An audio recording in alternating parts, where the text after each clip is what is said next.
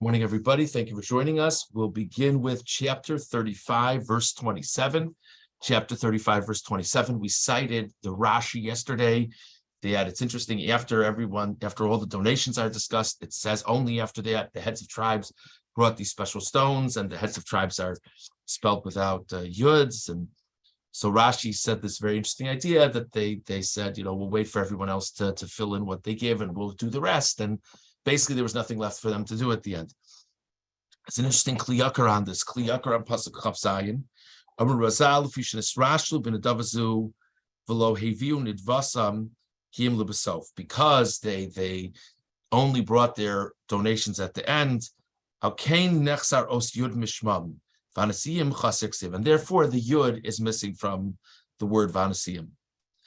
Ki be'emes lo haya lahem lahamtin ad libasof.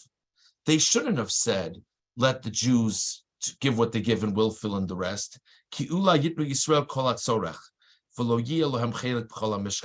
shouldn't have even allowed the possibility that they wouldn't have had the opportunity to give anything, because the rest of Klal Yisrael would fill it all in. They shouldn't have even allowed that possibility to exist. So that was really a significant error. Now, what does that have to do with a missing yud? Umash, and so obviously the easiest answer to that is it doesn't have anything fundamentally to do with the missing yud. This is just the Torah's way of saying they came up short. And the easiest way for the Torah to convey the word, that we can understand what the word is supposed to be, but also have absent letters, is with yuds. But he has an interesting idea, more specific than that. Umash nechsar yud dafka. God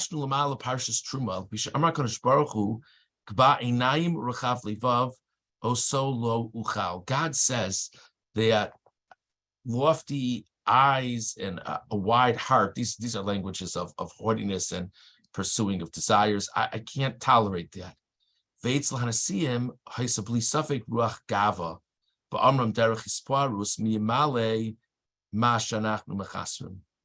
Basically, their attitude was that how could anyone fill in what we're missing? It's the whole concept that we're sure there's going to be all this stuff at the end that you'll desperately need us for. The only question is what exactly you'll desperately need us for. So we'll wait. So that was sort of haughtiness. So the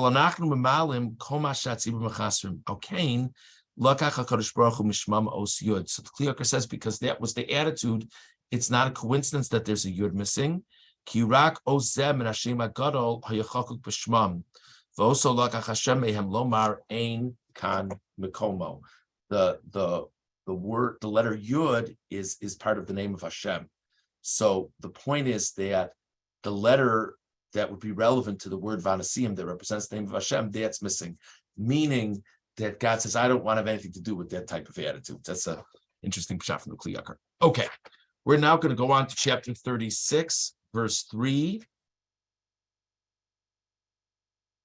Actually, let's go to verse 2. Chapter 36, verse 2. Vayikra Moshe el Betzalel ve'el Oliyav el kol ish chacham lev asher nasan Hashem chachma b'libo. Moshe called Betzalel, his assistant, Oliyav, all the different artisans that God had placed wisdom into their hearts. Kol asher nisa'o libo lekarvol hamlacha lasososa. Everyone whose heart elevated them to come close to the work to do it, which, by the way, just as an aside, is a great proof for the Ramban's pshat from yesterday. If you remember, we had that there were two phrases. One is a person whose heart raises him. The other is a person whose spirit moves him. Ramban says heart raises is not for donors, it's for artisans. So this pasuk is clearly describing the artisans, and we say that the heart raised them.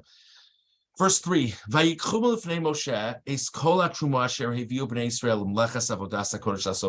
these people who are going to do the work came before Moshe and collected all the different items that the Jewish people had donated. And that the Jewish people kept on donating. Okay, let's just see the Ramban over here on Pasuk Gimel. He sort of sets the scene for how this worked. So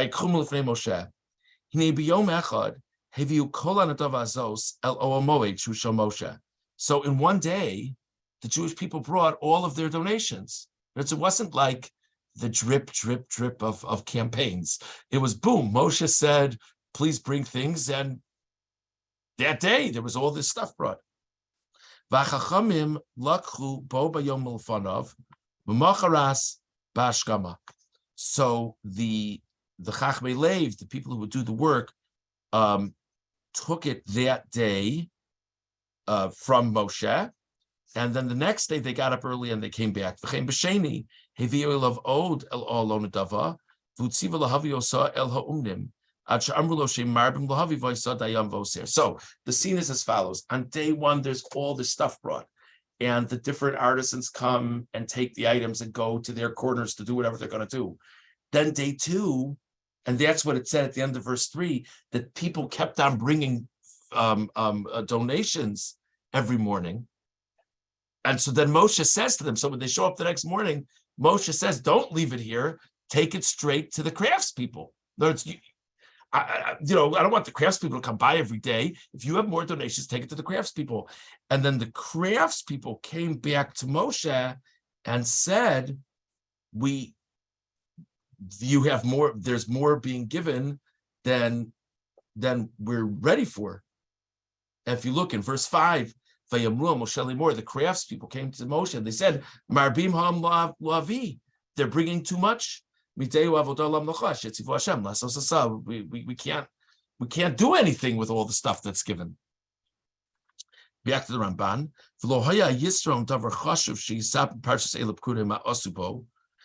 Now this is really interesting. In Parshas Pekudei, it gives such an accounting of all the items that were donated. So what about the excess?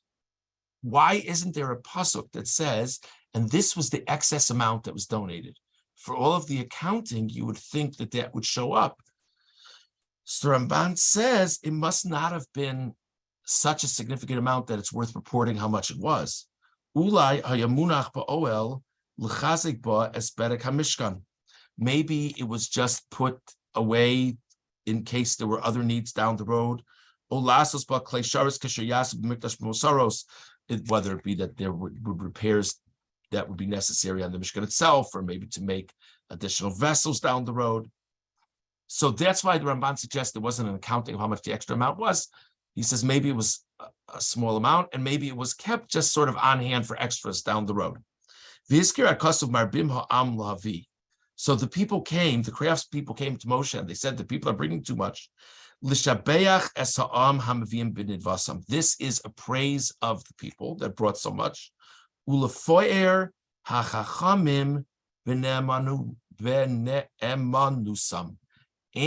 to praise the craftspeople for their reliability, because not only do we see the generosity of the people, but I don't know, I wish all the people on different government jobs would always make sure to report whatever excess is and not be tempted to put whatever in their pockets. I mean, there's no accounting here, zero. It was brought directly to them. And then they come back to Moshe and they say it's too much. How about a person saying, don't you think we should be paid for our time? I'll take this as compensation. Moshe won't know the difference. So this speaks beautifully of both segments here of the Jewish people. V'gam hanagid aleim meshubach b'zeh shevir kol b'machne lamonam kein lo chayfetz b'kaspam v'zahavam kasher hamoshlim ba'amam. One more person to praise, and that's Moshe, because there are many leaders over time who, if there were donations that exceeded the amount needed for work, would shrug their shoulders and say, it's about time to, it's about time to build up that flex fund a little bit. But that wasn't Moshe either. And that, of course, is what the Ramban quotes at the end here, is the famous pasuk with Moshe when he expresses his frustration to Hashem about the complaints of Korach and his group. Lo chamor echad mehem nasasi. I never even took a donkey of the people. So it's just an interesting scene. And it's the Ramban's point here that each segment, all three segments, should be praised for their generosity and honesty. Okay, verse 4. We really referenced this pasuk already with the Rambam, but I just want to focus in here for a second. Vayavo kol hachachamim haosim es kol melachas hakodesh ish b'mlachto asher he mosim. So Moshe said that people should bring additional donations to the craftspeople. So then all of the craftspeople, it says kol hachachamim, all of them came to Moshe, and this is the pasuk we already referenced in verse 5, and they say the people have brought more than we need. So if you look at the Sforno, on Pasuk Daled, Ish Ishmim Lachto. Siper HaKasuv, Siper Emunas Kol Echad Mea Umnim Undivas Yisrael B'chol HaTzarech L'chol Achas Mea Mlachos. So this is amazing. It's really the same point of the Rambam, but it's just like one half step further. It's not only that there was someone in charge of collections who's honest about it and said that the Jewish people gave more than was necessary. They have all these different stations of people doing work. So first of all, it's amazing. The donors brought it directly to the stations.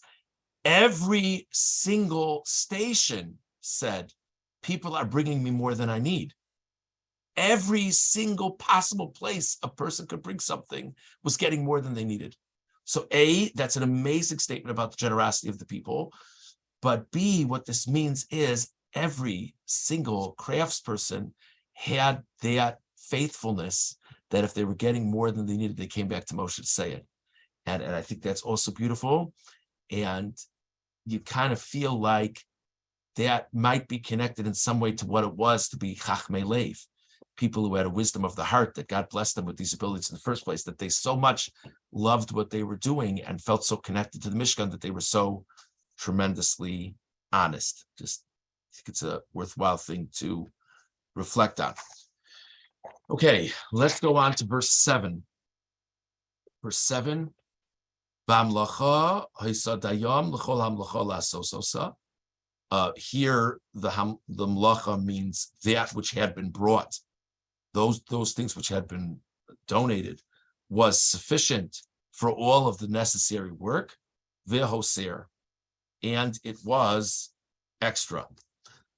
When you think about this pasuk for a second, it feels like the pasuk is somewhat awkward wording or maybe even contradictory. Doesn't dayam mean it was the exact right amount? Isn't that what day implies? It was enough. And hoser obviously means it was extra.